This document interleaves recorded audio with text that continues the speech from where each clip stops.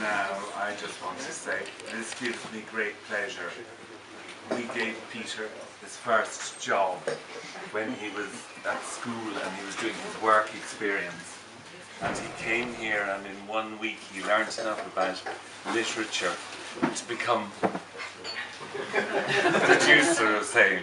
And it gives me great pleasure to have you all here on this very happy occasion. And my colleague here needs no introduction. Ladies and gentlemen, Frank McGuinness. Thank you, sir.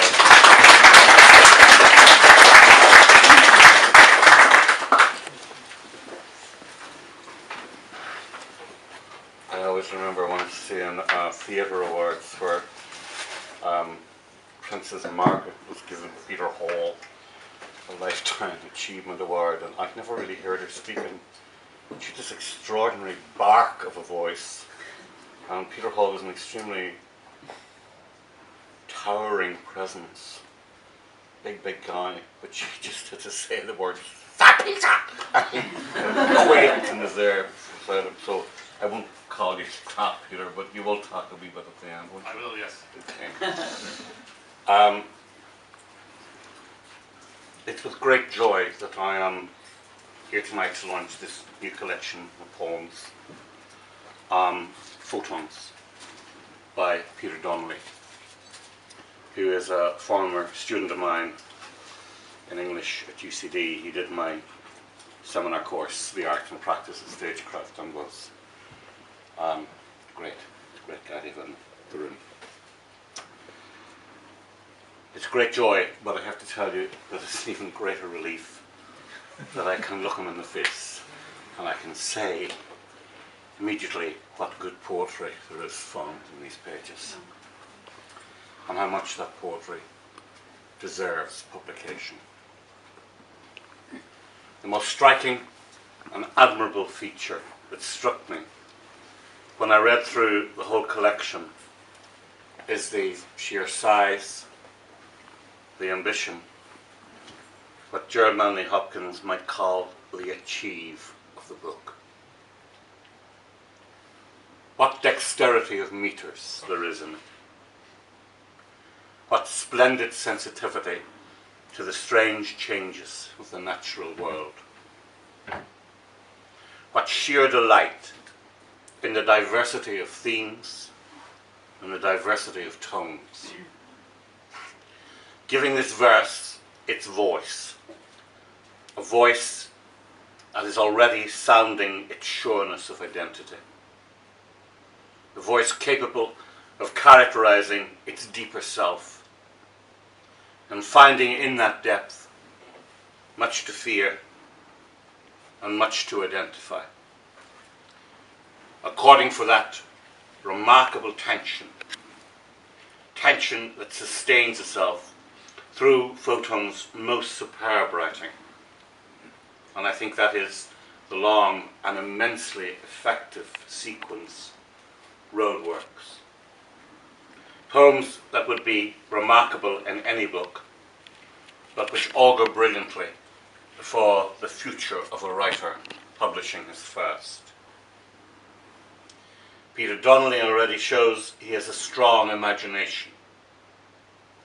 Indeed, a savage one presents itself on occasion when the beautiful and brutal confront and confound each other, all recorded in a music that does not shy away from the roughest of contemporary idioms, themselves at eerie odds with a terrifically precise rendering of a canto from Dante's Divine Comedy, a vision balanced on such a fine edge that it keeps threatening to fall violently into the abyss, steadied quite remarkably by very assured rhymes reasoning the perilous way forward through the contortions of Dante's great mind.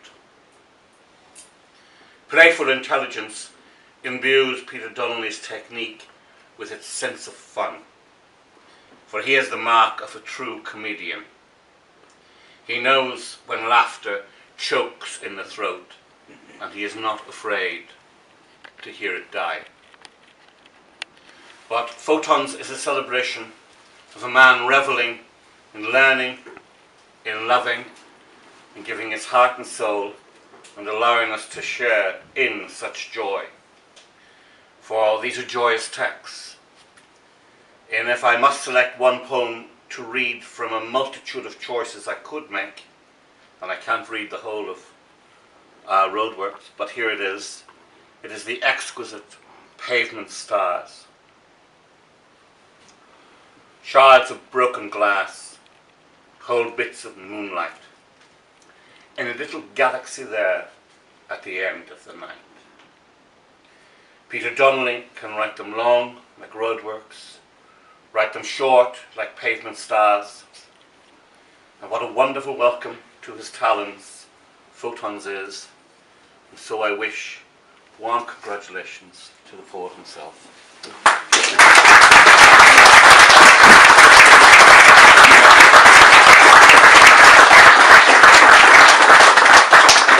Follow that, Peter Donnelly.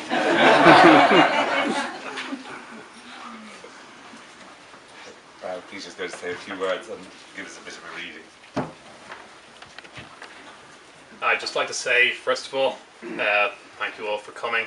I'm greatly humbled by the number. I would have been delighted with half of what it is, to be perfectly honest. Thanks most of all to Frank for his greatly eloquent and greatly humbling words about the book, which is, as you know, the one and only book that I've written. And the bulk of it was written in the last 2 to 3 years, but in fact I began writing it, technically speaking, when I was about 19, long before I conceived of the book as such, and before I'd adopted the grandiose notion that the whole is greater than the sum of the parts. I have to thank also hugely important figure for Photons is Ivor Casey, the manager and director of Apello Press here, who, indeed, if there's anything worth discovering in me, should be credited with discovering it. Apello's a very young, nascent and rapidly budding organisation, I'd say. I should thank my family, most of all my father, who's my editor. We had fun times at the Dante translation. We used as a template Lord Byron's translation of the 5th canto, which is a tremendous technical achievement, and I set myself the same rules of fidelity to the original Italian, and gave myself the same metrical width, as Byron did. So I began writing the book fecklessly and erratically, tentatively, and it was only later on that I became more disciplined and methodical, and I think the crystallization of the work comes out of that. I should thank also my girlfriend Anne-Marie, the artist who designed the cover, Kingston Gustine. All my friends, they know who they are, the important people. Then my teachers, I don't want to, there are too many to name, but important ones include Ron Callan, who taught Canadian literature to me and introduced me indirectly to the poet Anne Carson, who I deeply admire. Portia Fermanus, who taught me Wordsworth. Frank, who taught me Shakespeare's tragedies, and Danielle Clark also, who taught Shakespeare's sonnets. So this is an event horizon. So an event horizon is in the theory of general relativity, a notional surface beyond which no matter or radiation can reach an external observer.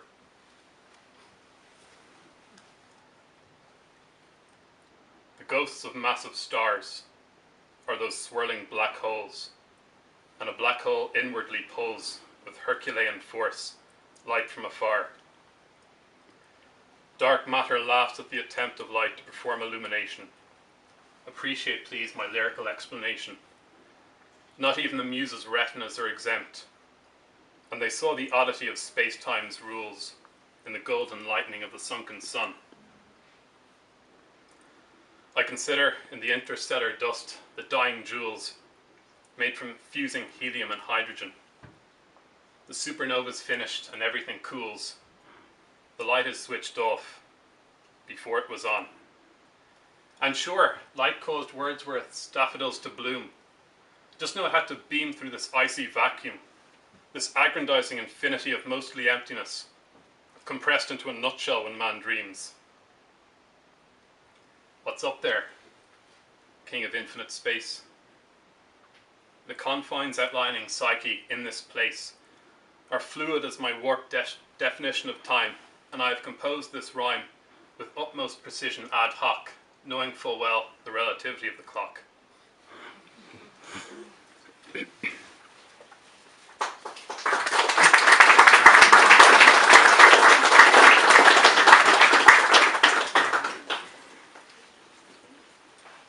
Thanks so much. I'll just read a couple more, because I was advised to read 2 or 3. This is called July in Dalkey. It's just a wee vignette of suburban existence. Suburbia is a desert full of life, and its streets people implode with hollow humidity when the weather styles itself as fierce and postcard bright. July. A tranquilizer broadcasts itself through the atmosphere like pollen, and suburbanites go narrow of eye like snipers, descend in themselves, and resemble the zombie pill pushers pedaling their bikes up the Pyrenees on my TV. You and I waited for her polo to pick us up from the path. But to me, Hyde Park was like a river that exposed its conditions in ripples when SUVs swished and purred over its surface, which was waste and empty. My shades were eagle-eye golden, and occasionally the sun's white plash would slide quickly across them, and this to my eye was permission to cross to the far side, where hip-hop from her car flushed the sunlight clean of its silence.